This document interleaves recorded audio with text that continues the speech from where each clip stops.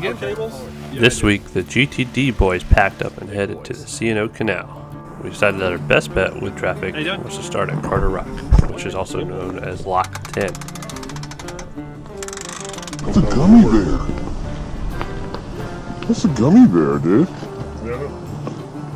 Yes, looks like Brian just picked up a gummy bear off the ground and ate it.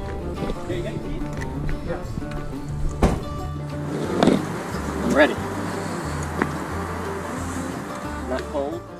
The Chesapeake and Ohio Canal, or also known as the C&O Canal, and occasionally called the Grand Old Ditch, was in operation from 1831 until 1924. It runs along the Potomac River from Washington, D.C. to Cumberland, Maryland. The canal's principal cargo, back in the day, was coal from the Allegheny Mountains.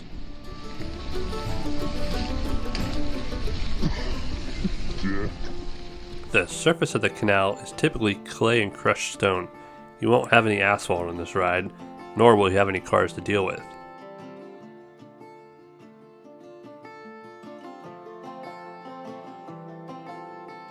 The canal has a total elevation change of 605 feet, the highest point being Cumberland, Maryland, and going down from there.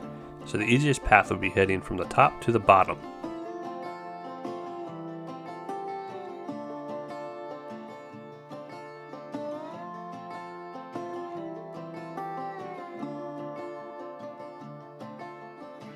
Budget cuts. Here we make a small detour, but we'll get back to what Great Falls has to offer.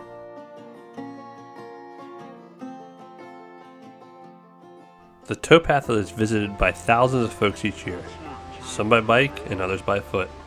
You would typically find more foot traffic around the Georgetown, Great Falls, Harpers Ferry, and Cumberland sections. With the falls being an amazing sight, it is usually the most heavily used section at mile 14.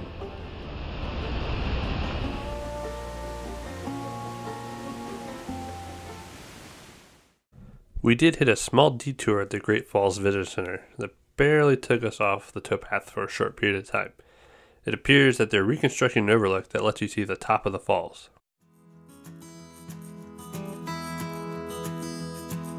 Wes has recently picked up a salsa fargo and it seems that he's loved it so far.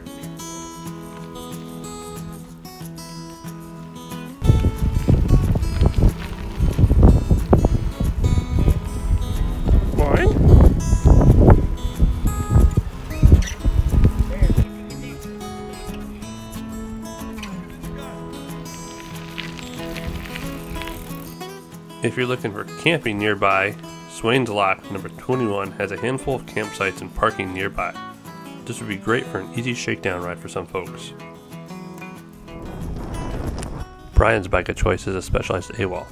He's got thousands of miles on it doing bikepacking across the country, touring, and gravel riding. He's also a Ceres brand ambassador, so if you have any questions about Ceres racks or Cyclops trainers, be sure to ask him. Joey's riding a Specialized Sequoia he built up and is running a set of Specialized Pathfinder tires that just came out. So far, they're riding pretty awesome on all the terrain that he's used them on. And I'm like, I'm not tapping out, this is bullshit. So I stuck it out and there's like, you know, they play like the water falling in the background. There's the like thing that makes the scent like going off and I'm like, and this lady is up there like, oh, you got a knot right there. And she's like, I'm like, I'll be all right. Half the time we don't know what Wes is talking about, but he sure does give us a good laugh. With the threat of the trail being muddy because of the rain the day before, Jerry decided to bring a Specialized stump jumper along for this ride. Yes, sir. Don't stop recording.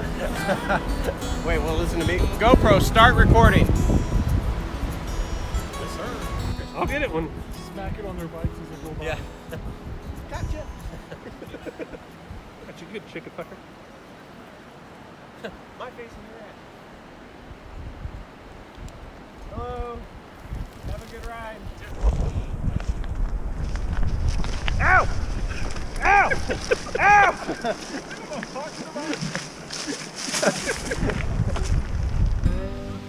We then proceeded to head north to Riley's Lock, which is also Lock 24.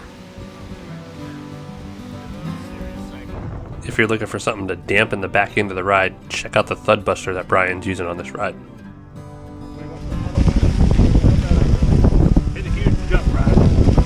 Anyway, this has been another video episode by Wes. Back to Brian. That's all good. Thank you, Wes, for that correspondence. Over the rocks. Oh. Once we got into Riley's Lock, we decided it was a good time to take a bite to eat before we turned around. Outside of my poncho or inside my poncho?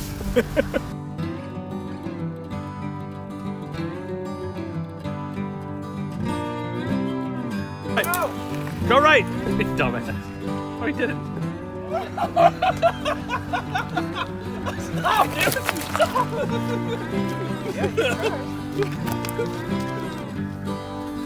We're just going. It's recording us breaking all the rules. Wind was at our back when we turned and decided to head back south down the trail.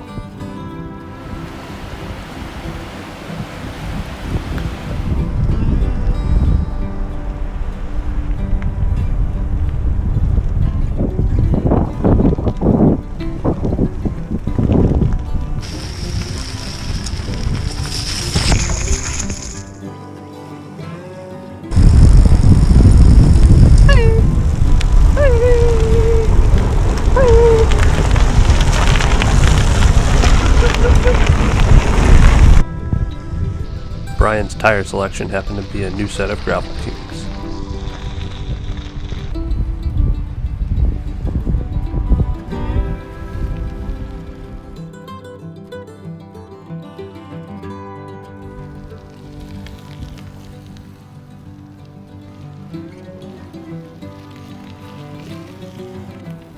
Throughout the year you can catch carp, catfish, bass, snakehead, and all types of shad.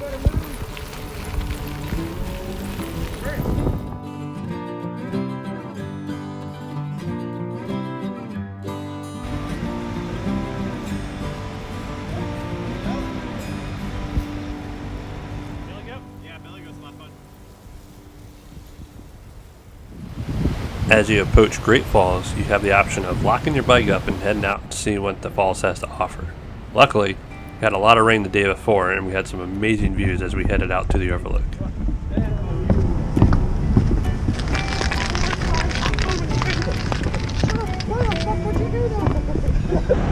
Due to rain the day before, you can see that the falls were almost busting out at their limits and made for an awesome view.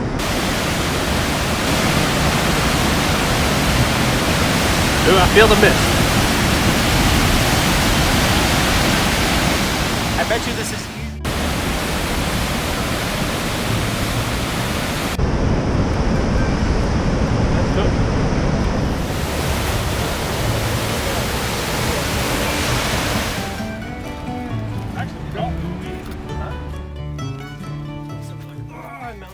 During this time of the year, foot traffic is light, but during the summer, be prepared to dodge heavy groups of walkers, strollers, dogs, and other cyclists.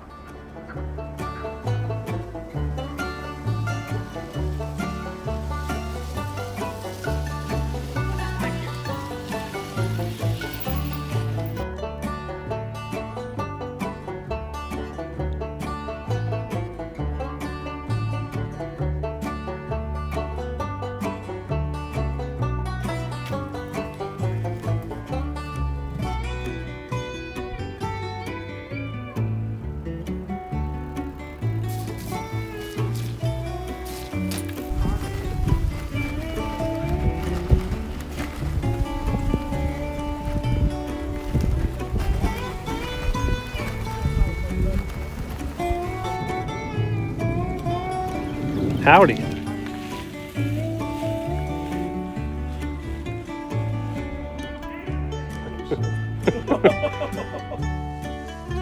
Deer to the right. My way, sorry. I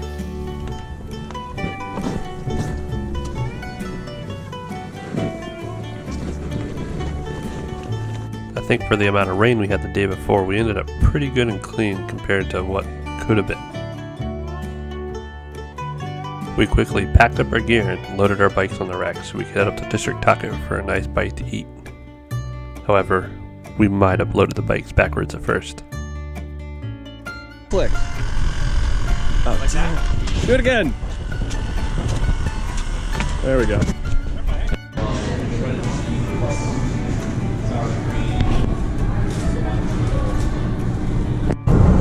That was a great day. We all got out road. That's the deal. All in all, it was an awesome day with some great folks to go out and ride.